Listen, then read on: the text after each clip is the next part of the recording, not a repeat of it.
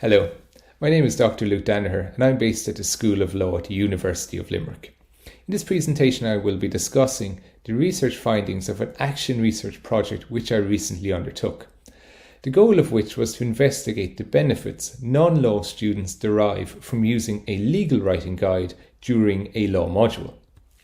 As a background to the research project, today there is a perceived skills deficit in law schools, be it in relation to legal argumentation, legal research, or more pertinent to today's topic, legal writing skills.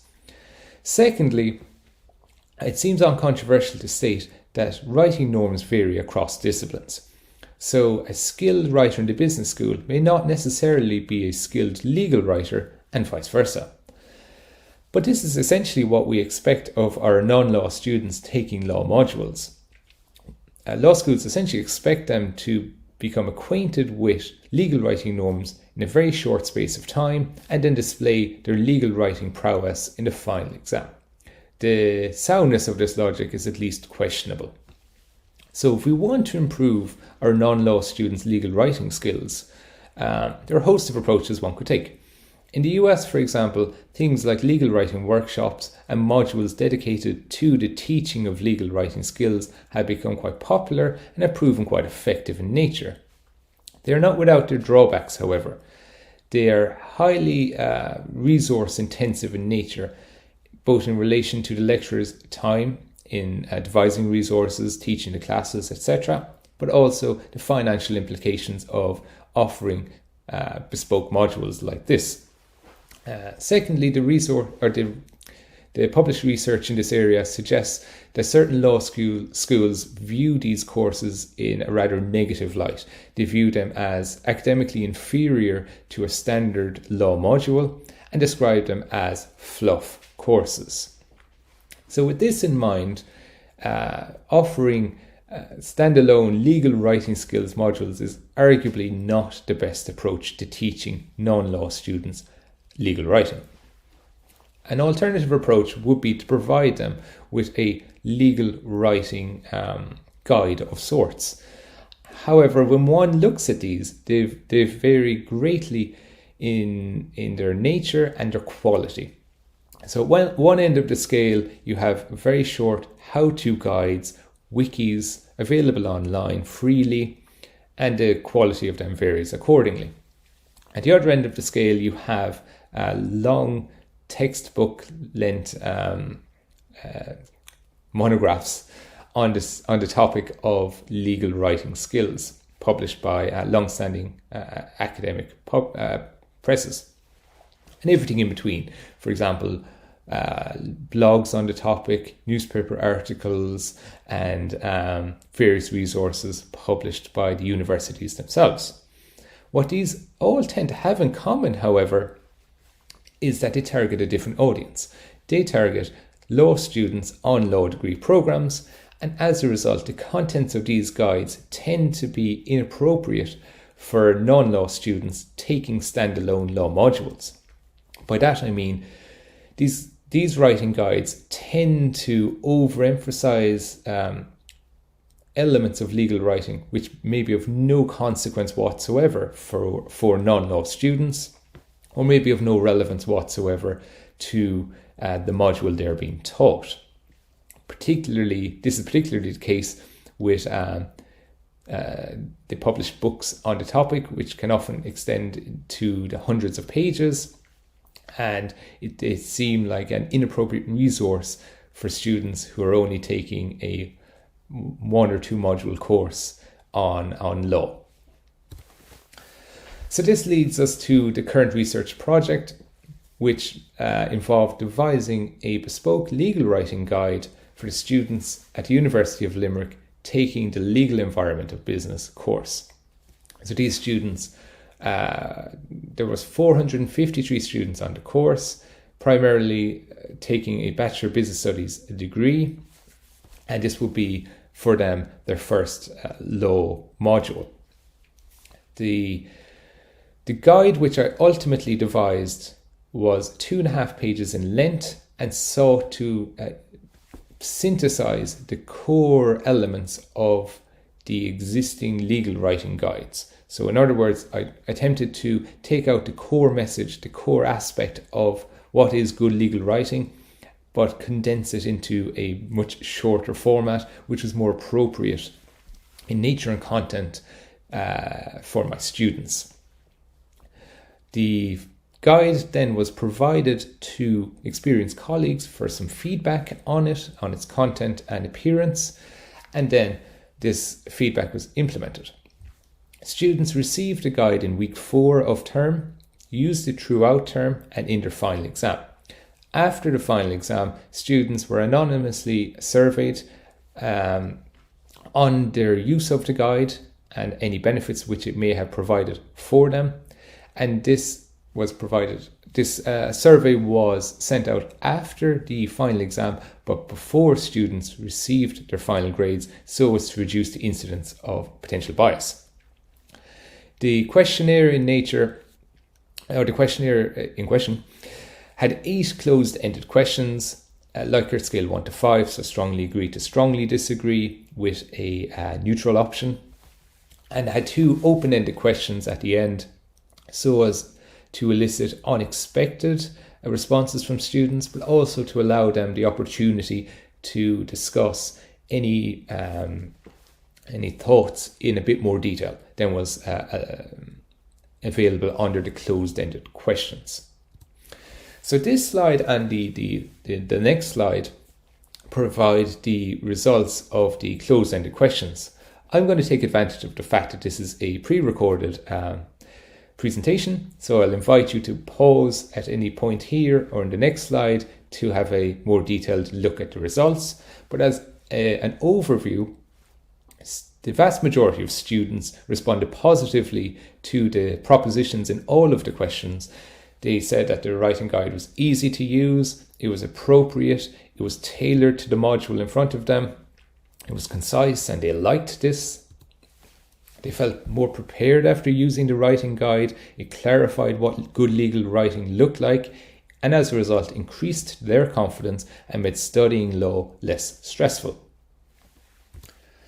Then turning attention to the open-ended questions, a thematic analysis occurred here because certain themes just stood out.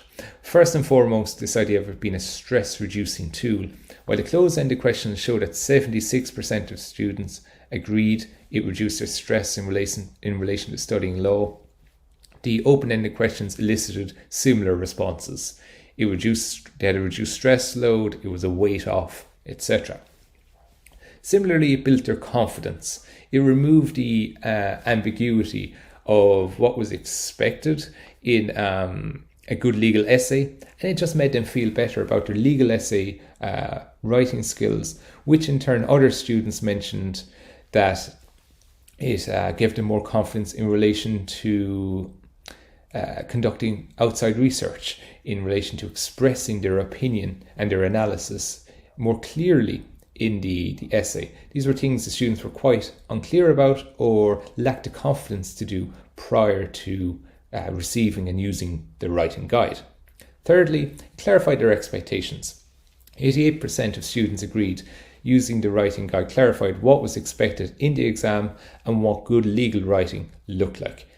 Essentially, it gave them clear insights, as one student said, and it made things simple and clear. So if our goal as educators is to demystify assessment, then that should be a goal of your writing guide, should you choose to implement one. Fourthly, there was an overall improvement in writing ability. So while difficult to quantify, I noted a marked improvement in writing ability in the final essays of the students in this term compared to previous cohorts. Similarly, the external examiner noted the excellent writing ability of these students and the outstanding structure and analysis displayed in their essays. And also, there was an increase in overall QCA for these students compared to previous terms.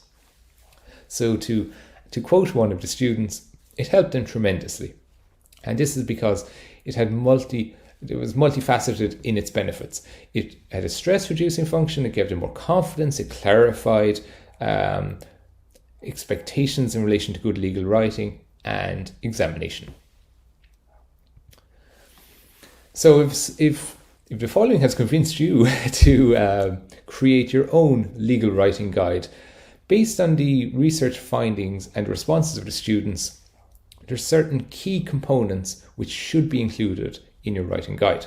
Firstly, deliver it early. 85% of students agreed that they liked receiving the guide early in term. Those who disagreed, in fact, wanted it earlier.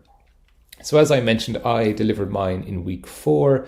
The rest of the respondents wanted it at day 1. So my advice to you would be provide your writing guide in day 1. Secondly, keep it concise. 90% of students liked that it was concise. Mine was about 2.5 pages in length. This is a key benefit to students who may only have 12 weeks or so to study law, expecting them to spend hours or days reading long texts on legal writing. Arguably not the best approach to take. So short tailored resource is the way to go. Thirdly, tailor your resource to the module. In other words, your learning outcomes. 94% of students agreed that the approach I took in my legal writing guide was tailored to the module and its learning outcomes. And as I mentioned before, you're in the best position to judge what skills deficits your non-subject specialist students may have. And I would suggest that you target those in your writing guide. So emphasize what's important to succeed in your module, and then obviously place less emphasis on things that are arguably less important to your modules. Fourthly, emphasize structure. This was something that was arguably one of the most marked improvements over previous cohorts, was their use of a solid structure in their exam. And comments on the questionnaire also highlighted this, where students said they had much more clarity in relation to how to structure their essay, and this gave them the freedom then to express their opinions and their analysis more clearly on the paper, which of course leads to a higher caliber of legal essay. Fifthly, clarify the features of good legal writing. So this could be done in a variety of ways. In my writing guide, I did essentially a do's and don'ts section, so that students could see quite clearly what is expected and what's a good thing to do in your essays, and also what not to do. So, don't use slang or contractions and things like this. But finally, I would advocate try not to be too prescriptive in your language. So what we're trying to do here with providing a bespoke writing guide is to fill a skills deficit. What we're not trying to do is supplant the students' pre-existing writing skills. We really want to supplement their pre-existing writing skills, by which I mean our students come with writing abilities, be it from novice to advanced. We want to make them aware of legal writing norms, so then they can introduce these into their existing writing skill set. Whereas if one was to provide the students with things like a model answer or a model article which highlighted good legal writing, the fear is that students would then essentially copy and paste that legal writing style rather than develop their own, which is essentially what we should be trying to do and trying to achieve as legal educators.